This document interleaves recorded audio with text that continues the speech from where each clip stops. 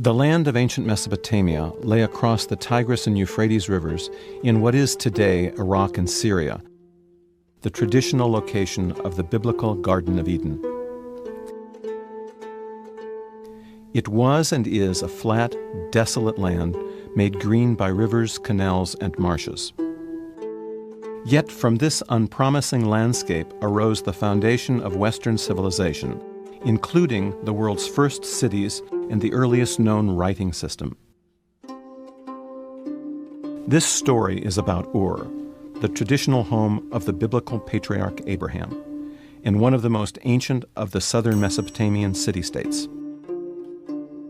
3,300 years before the construction of the pyramids of ancient Egypt, Ur was already occupied. The modern name of the ancient site of Ur is Tel al-Mukayyar, which in Arabic means mound of pitch. The name comes from the monumental temple tower, which was made of baked mud bricks set into bitumen or pitch, a naturally occurring form of tar. In 1922, under the leadership of the little-known young archaeologist Charles Leonard Woolley, excavations jointly sponsored by the University of Pennsylvania Museum and the British Museum were initiated at the site of ancient Ur. The decision to excavate proved to be a fateful one. Perhaps no excavation in the more than 150 years of archaeological work in Mesopotamia has excited as much public interest as Woolley's work at ancient Ur. Woolley's excavations competed only with Howard Carter's discovery of the intact tomb of the boy pharaoh Tutankhamun for public attention. As a result of the extensive publicity, tourists from all parts of the globe, including European royalty and the author Agatha Christie, flocked to the remote site in the Iraqi desert. The artifacts which Woolley uncovered in his excavations at Ur were divided among the Iraq Museum in Baghdad, the University of Pennsylvania Museum, and the British Museum. The art you will see in this exhibition is from the University of Pennsylvania Museum.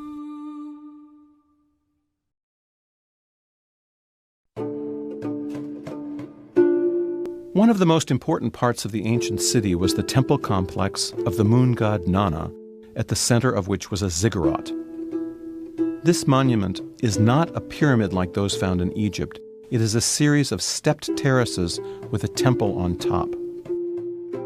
Woolley's recovery of Ur's ancient ziggurat and the complex of buildings around it was a remarkable find, but it paled in comparison with his discovery of the tombs of Ur's early kings and queens in 1927. Between 1927 and 1934, he uncovered 1,850 of the tombs. 16 tombs stood apart from the others. Each contained an extraordinary wealth of artifacts and evidence of human sacrifices. Woolley called them royal tombs because he assumed they contained Ur's deceased kings. Woolley recognized considerable variations in the royal tombs. Tombs PG 789 and PG 800 typified Ur's early dynastic royal tombs. Most of the important artifacts you see in the exhibition come from those two royal burials.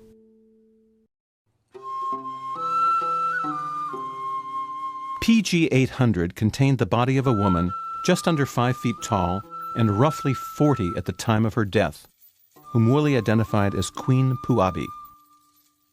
The body was adorned with an elaborate headdress.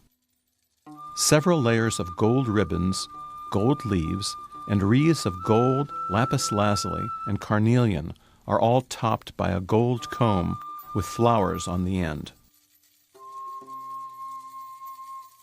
The whole of the upper body was covered with beads of gold, silver, lapis, carnelian, and agate, which Woolley thought to be the remains of a beaded cloak.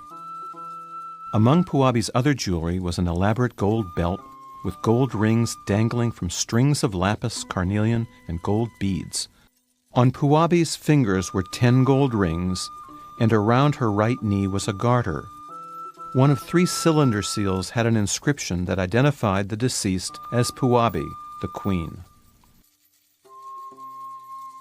Near the queen's head was what Woolley described as a diadem made of thousands of small lapis lazuli beads that had been decorated with gold amulets. In this video, you see it as Woolley originally reconstructed it. It may not have been a single piece of jewelry, but rather several different pieces. Among the most spectacular of the precious objects from Puabi's tomb chamber were gold and silver vessels.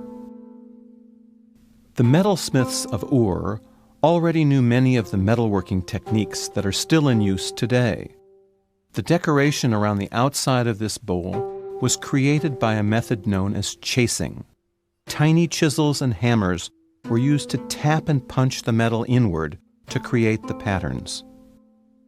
On the ramp leading into Puabi's death pit were the bodies of 5 men, presumably guards, with copper daggers, a razor, and 7 pottery cups. In the middle of the pit, in front of the ramp, was a sled pulled by oxen. Mixed with the animal bones were those of 4 grooms. In the middle of the northeast end of the pit were the remains of a wooden chest decorated with lapis lazuli and shell inlay.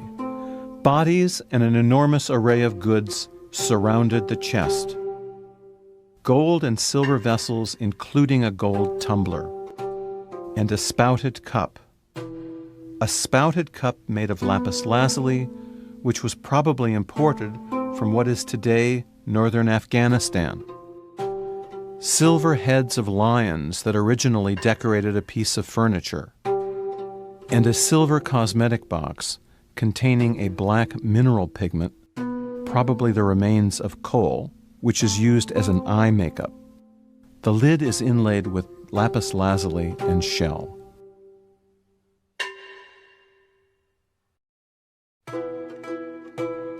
At the southwest end of PG 800's death pit lay the bodies of 13 women. The women, all of whom wore elaborate headdresses, had apparently been in 2 rows facing each other. Musical instruments were found with them. PG 789 and PG 800 provided the foundation for Woolley's accounts of what had happened at the death of Ur's kings and queens. Each man brought a little cup of clay or stone or metal, the only equipment required for the rite that was to follow. There must have been some kind of service at the bottom of the shaft. At least it is evident that the musicians played up to the last and that each drank from the cup. Either they brought the potion with them, or they found it prepared for them on the spot, and they composed themselves for death. This coil of metal is actually a silver hair ribbon that was found not on her head, but still held in the hand of a young girl. Woolley thought she might have been late getting ready for the death pit ritual, and so rushed to the cemetery with the ribbon in hand instead of on her head.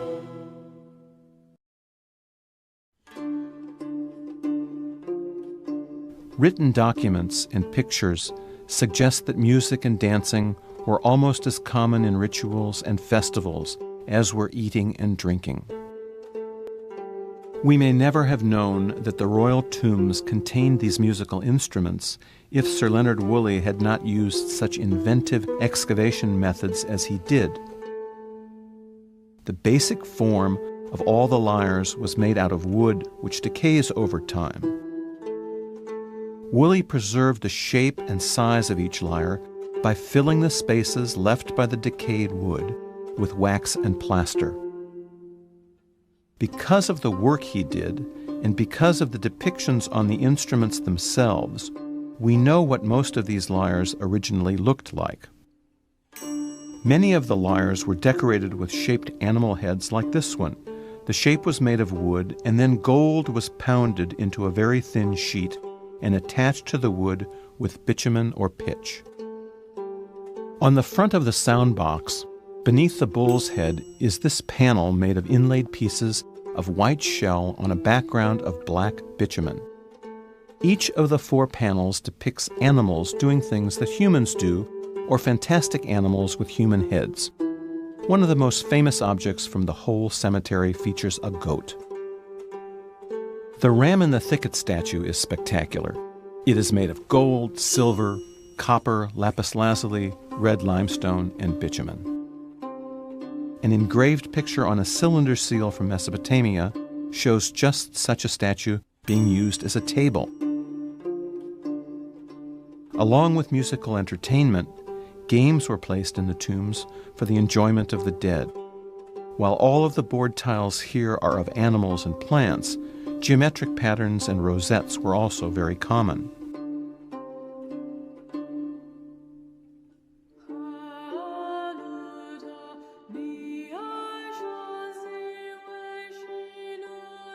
The Ur excavations are a remarkable story. And Woolley's prize find, the early dynastic royal cemetery, is one of the greatest archaeological discoveries ever made. In a real sense, the royal cemetery, a previously unknown chapter in Ur's long history, exists today not just because of the effective collaboration between 2 museums, but also because of Woolley's extraordinary energy and talent.